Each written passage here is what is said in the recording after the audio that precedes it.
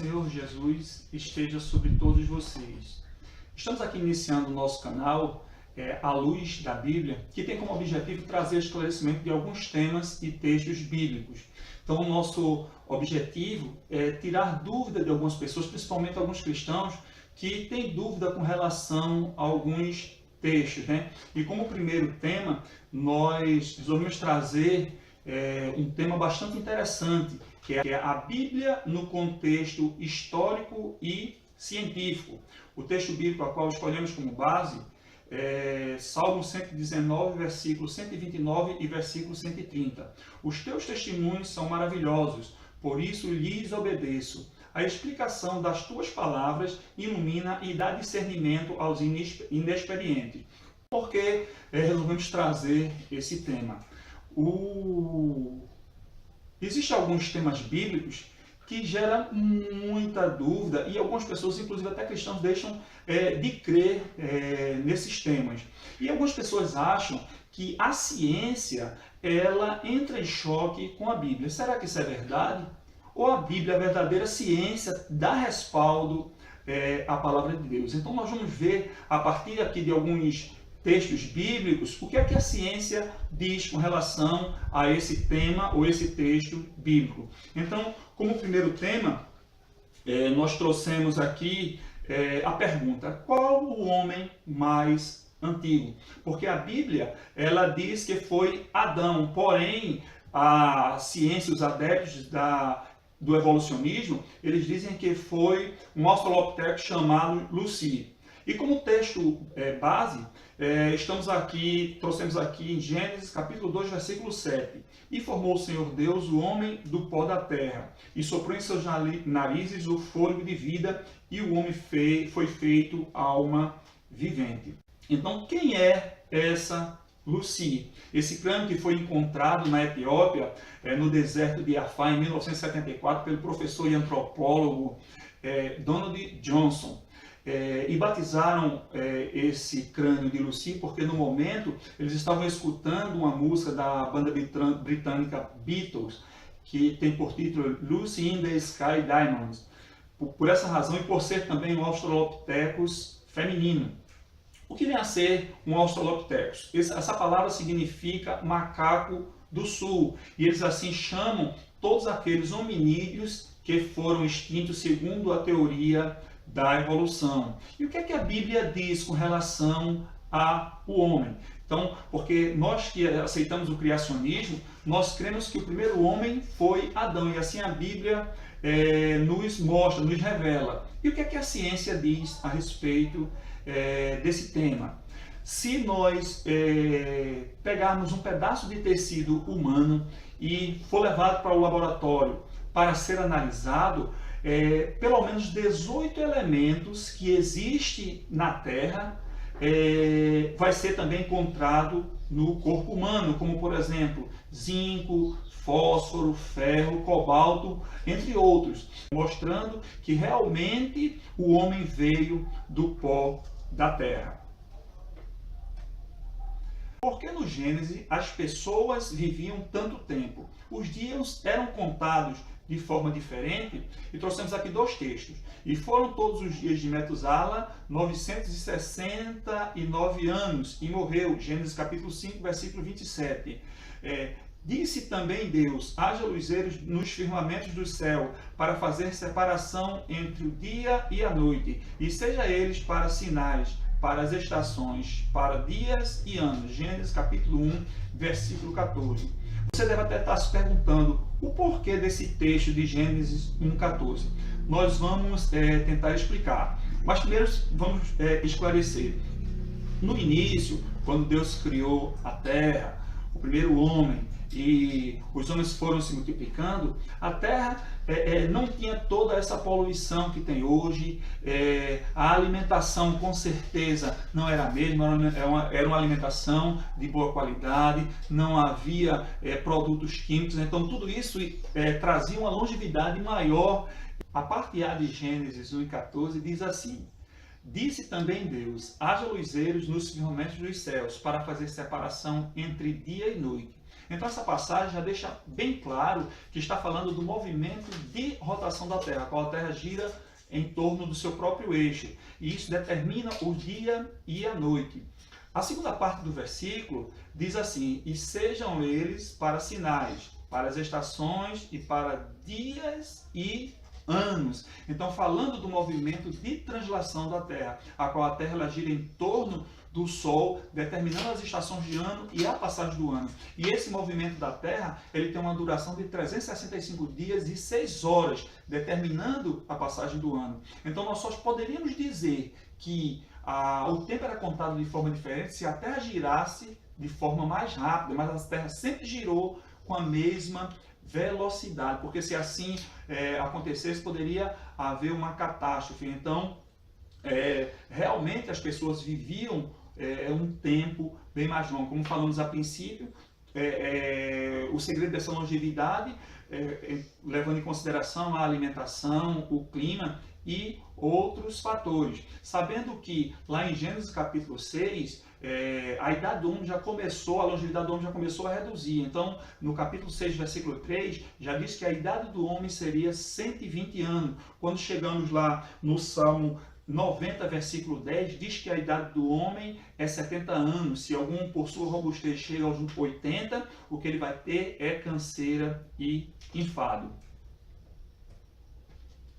A prova geológica de ter havido um dilúvio universal, e o texto bíblico é em Gênesis 7 e 19. E as águas prevaleceram excessivamente sobre a terra, e todos os altos montes que havia debaixo do céu foram cobertos.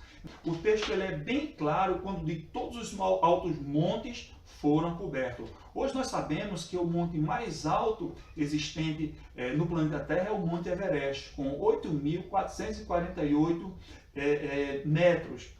Esse é o monte mais elevado. E a Bíblia aqui diz que o monte mais elevado ficou abaixo das águas.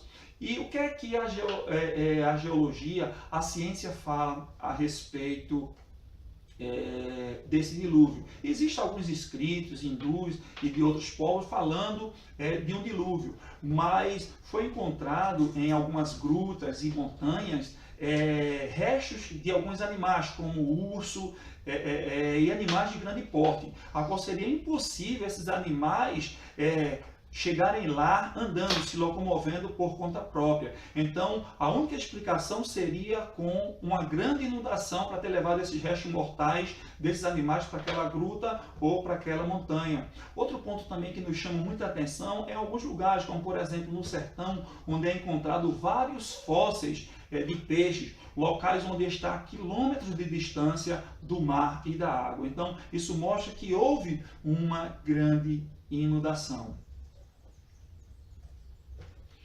O tema seguinte é sobre a Torre de Babel. Diz assim: toda a humanidade falava apenas um idioma antes de Babel, e o texto bíblico é em Gênesis capítulo 11, versículo 1 e versículo 7. E era toda a terra de uma mesma língua, de uma mesma fala. Eia, desçamos e confundamos ali a sua língua, para que não entenda um a língua do outro.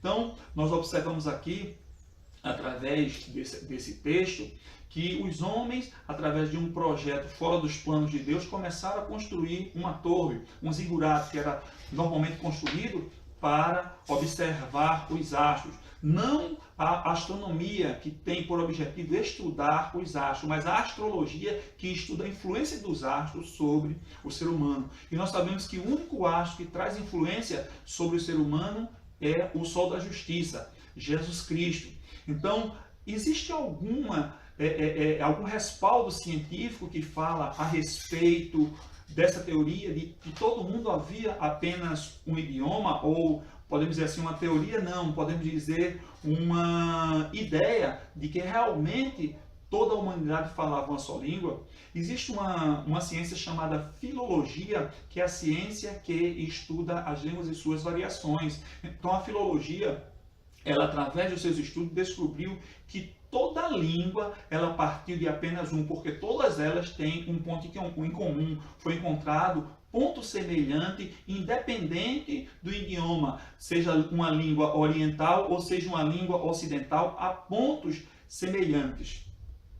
Mais uma vez, a ciência traz respaldo, traz esclarecimento e tira a dúvida com relação a algum texto bíblico. Queremos trazer agora um tema de cunho histórico.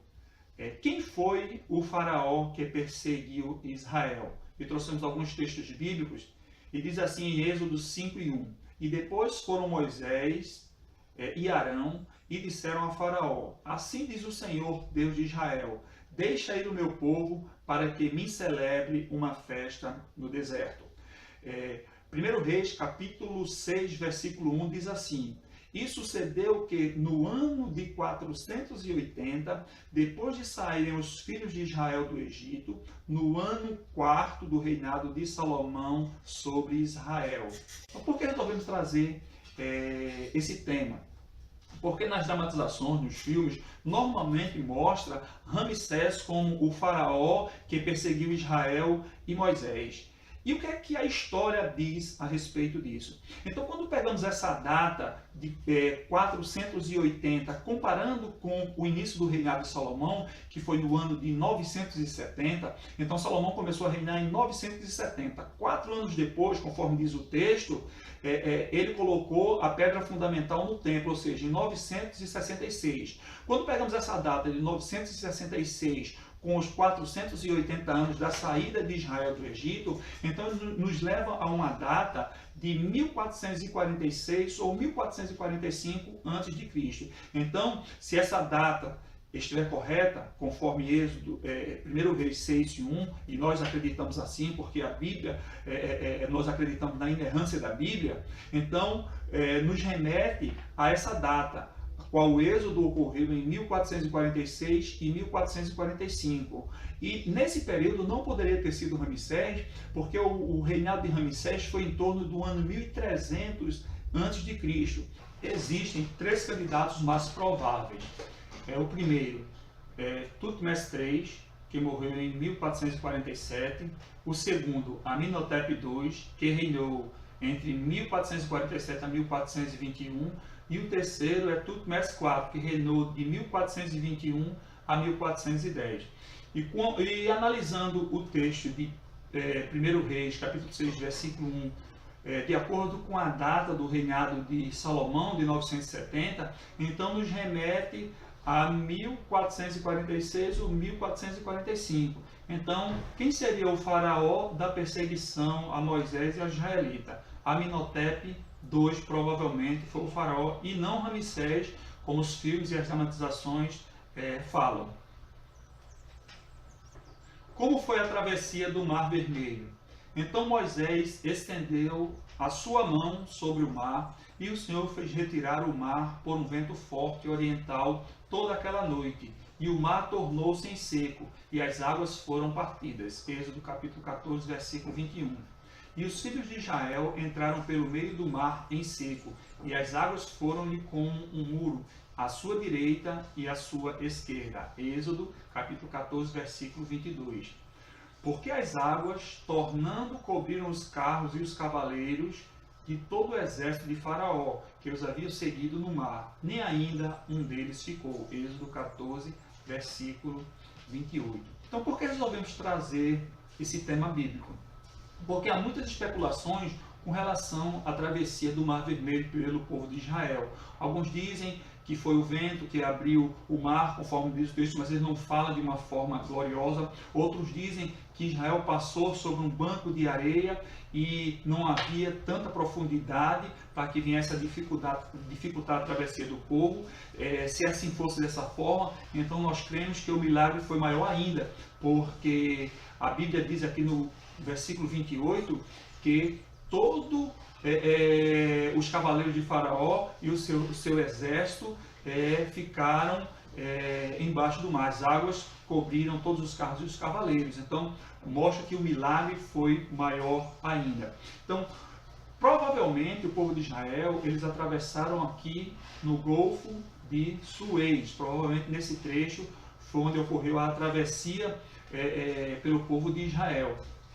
Em 1932, a profundidade desse local era de aproximadamente 8 metros, entre 8 a 10 metros. Depois de algum tempo, eles fizeram algumas escavações, escavaram para que pudesse trafegar grandes embarcações por esse trecho. Então, se em 1932 o Golfo de Suez já tinha essa profundidade entre 8 e 10 metros, imaginemos quanto não teria no período de Moisés. E tem um texto aqui, o versículo 22, ele me chama muita atenção, porque diz que os filhos de Israel entraram pelo meio do mar em seco, e as águas foram-lhe como um muro à sua direita e à sua esquerda. Então, nós sabemos como que eram os muros na antiguidade. Então, eram muros altíssimos, com torno de 15 a 20 metros, que servia para proteger as cidades de saques, de guerra. Então, eram muros altíssimos. Então, se o escritor bíblico relatou que as águas tornavam-se como um muro à direita e à esquerda, então imaginemos que não era baixo, e sim um muro de água bem alto. Então, com certeza, foi mais um milagre da parte de Deus, um milagre maravilhoso, a qual Deus fez para libertar o seu povo. Qual é a explicação científica para o dia prolongado de Josué? E o texto bíblico é: e o sol se deteve, a lua parou, até que o povo se vingou dos seus inimigos. O sol, pois, se deteve no meio do céu e não se apressou a pôr-se, quase um dia inteiro. Josué capítulo 10, versículo 13. O livro de Josué, ele é composto por muitos milagres, vários milagres. Então, mas nenhum é tão magnífico, tão maravilhoso quanto esse da batalha de Gibeon, a qual Josué orou a Deus e Deus fez o sol parar no meio do céu. Nós sabemos que o texto fala de sol porque é o ponto de referência, mas sabemos que a Terra é quem gira em torno do Sol. Alguns cientistas dizem que se a Terra parasse de girar, haveria uma catástrofe sem precedente. A Terra seria destruída por uma catástrofe. Mas nós sabemos que o nosso Deus, o grande Jeová, ele é poderoso para deter essa catástrofe. Mas o texto aqui, ele nos chama bem a atenção. Ele diz assim, que no final do texto diz assim: e não se apressou o sol, pois se deteve no meio do céu, e não se apressou a pôr-se quase um dia inteiro. Então, o que nos leva a crer que a Terra passou a girar de forma mais lenta. Então, fazendo com que isso, o dia durasse quase 48 horas. E existem relatos, o que a ciência diz a respeito desse ponto? Existem alguns relatos, alguns escritos hindus, egípcios e na China, falando de um dia mais prolongado. Mas os astrônomos chegaram a relatar, isso não é divulgado, que a partir do momento quando tentaram marcar o calendário, falta um dia. Detectaram que falta um dia dentro do calendário da Terra. Então, que dia seria esse, se não o dia de Josué? E existe um evangelista chamado Henry Rimmer, que viveu em final do século XIX, início do século XX, que ele informou, ele disse que os cientistas do Observatório de Harvard traçaram a origem desse dia como o dia de Josué. Os próprios cientistas traçaram esse dia que falta como o dia de Josué. Mas a mídia e muitas pessoas não têm interesse de divulgar isso para que não venham dar respaldo à Bíblia. Mas, mais uma vez, a ciência dá apoio e mostra e prova a inerrância da Bíblia. Jefté realmente sacrificou sua filha após o seu voto?